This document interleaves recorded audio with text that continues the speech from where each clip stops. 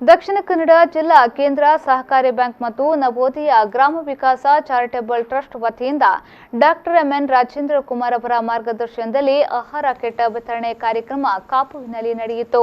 ಅವಿಭಜಿತ ದಕ್ಷಿಣ ಕನ್ನಡ ಮತ್ತು ಉಡುಪಿ ಜಿಲ್ಲೆಯಲ್ಲಿ ಕೊರೋನಾ ವಿರುದ್ಧ ಸೇವೆ ಸಲ್ಲಿಸುತ್ತಿರುವ 3,000 ಆಶಾ ಕಾರ್ಯಕರ್ತೆಯರಿಗೆ ಪಡಿತರ ಕಿಟ್ ಮತ್ತು ಸಹಾಯಧನದ ಕಿಟ್ ವಿತರಣಾ ಕಾರ್ಯಕ್ರಮದ ಅಂಗವಾಗಿ ಕಾಪು ವಿಧಾನಸಭಾ ಕ್ಷೇತ್ರದ ಸುಮಾರು 206 ಆಶಾ ಕಾರ್ಯಕರ್ತೆಯರಿಗೆ ಮತ್ತು ನವೋದಯ ಪ್ರೇರಕಿಯರಿಗೆ ಕಾಪುವಿನಲ್ಲಿ ಶಾಸಕ ಲಾಲಚಿ ಅರಮಂಡನ್ ಅವರು ಕಿಟ್ ವಿತರಿಸಿದರು.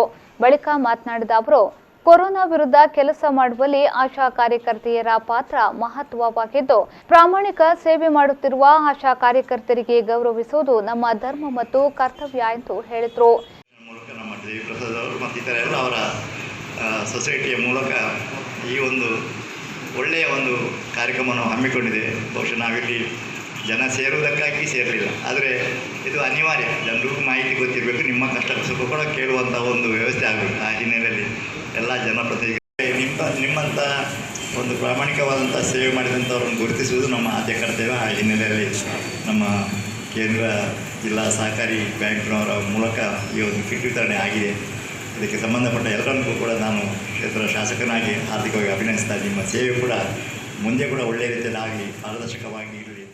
ಈ ಸಂದರ್ಭದಲ್ಲಿ ಎಸ್ಡಿಸಿಸಿ ಬ್ಯಾಂಕ್ನ ನಿರ್ದೇಶಕರಾದ ಡಾಕ್ಟರ್ ದೇವಪ್ರಸಾದ್ ಶೆಟ್ಟಿ, ಕಾಪು ತಾಲೂಕು ತಹಶೀಲ್ದಾರ್ ಮೊಹಮ್ಮದ್ ಇಸಾಕ್, ಕಾಪು ಆರೋಗ್ಯ ಕೇಂದ್ರದ ವೈದ್ಯಾಧಿಕಾರಿ ಸುಬ್ರಾಯ ಕಾಮತ್, ಎಸ್ಡಿಸಿಸಿ ಬ್ಯಾಂಕ್ನ ನಿರ್ದೇಶಕರಾದ ರಾಜೇಶ್ ರಾವ್ ಪಾಂಗಳ, ಕರ್ನಾಟಕ ರಾಜ್ಯ ಹಾಲು ಮಾರಾಟ ಮಹಾಮಂಡಳಿಯ ನಿರ್ದೇಶಕರಾದ ಕಾಪು ದಿವಾಕರ್ ಶೆಟ್ಟಿ, ಪಡುಬಿದ್ರಿ ಸಹಕಾರಿ ಬ್ಯಾಂಕ್ನ ಅಧ್ಯಕ್ಷ ವೈ ಸುಧೀರ್ ಕುಮಾರ್ ಮತ್ತಿತರರು ಉಪಸ್ಥಿತರಿದ್ದರು.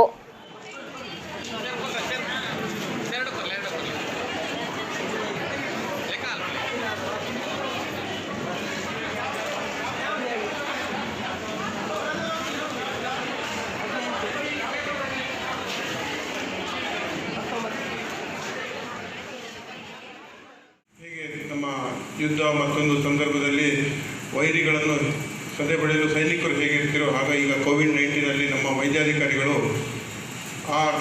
ಆ ಸ್ಥಾನವನ್ನು ಪಡೆದಿದ್ದಾರೆ.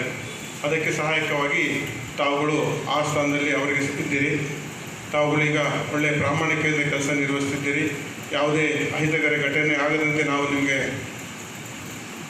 ನಿಮಗೆ ಬೆನ್ನೆಲುಬಾಗಿ ನಾವು ನಿಲ್ತೀವಿ ಅಂತ ಈ ಸಮಾರಂಭದಲ್ಲಿ ಹೇಳ್ತೀವಿ. ಈ ಇದರಲ್ಲಿ ಹೇಳ್ತಾ ತಾವುಗಳು ಸಹ ಹೋಗ್ತೀರಾ, ತಮ್ಮ ಆರೋಗ್ಯವೂ ಸಹ ತಾವು ಕಾಪಾಡಿಕೊಳ್ಳೋದು ಬಹು ಮುಖ್ಯವಾಗುತ್ತದೆ.